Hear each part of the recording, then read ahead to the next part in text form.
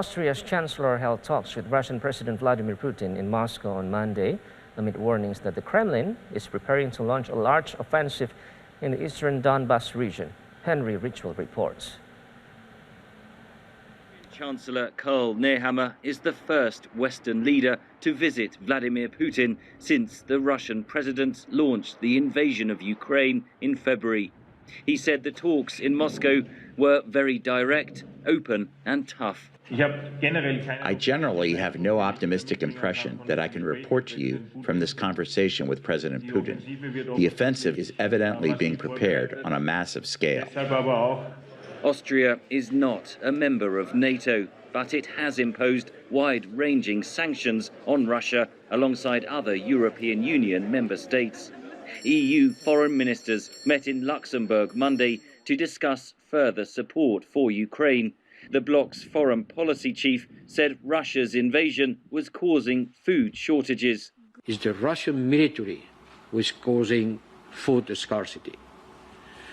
And Africa is especially a source of major concern because they are particularly exposed to the upcoming food crisis.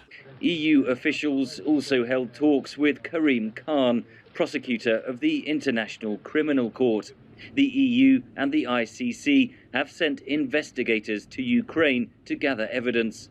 Ukraine says Russia has committed 2,000 war crimes on its territory, including civilian massacres in Bucha and other towns previously occupied by the Kremlin's forces, as well as mass rapes and torture. Moscow denies the accusations despite the mounting evidence, including mass graves.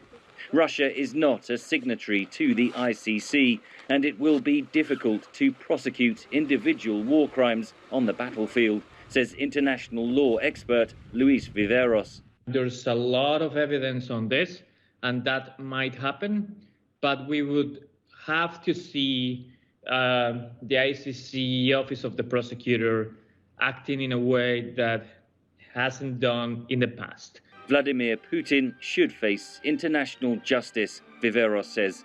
I think that the way to get to him would be the creation of a special tribunal to prosecute the crime of aggression. Ukrainian President Volodymyr Zelensky spoke to South Korean lawmakers Monday, warning that Russia is preparing a new offensive in the east.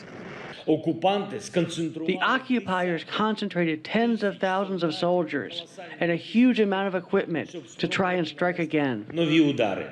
Meanwhile, Russia Monday warned Sweden and Finland against joining NATO. Both countries have held discussions about joining the alliance following Russia's invasion of Ukraine.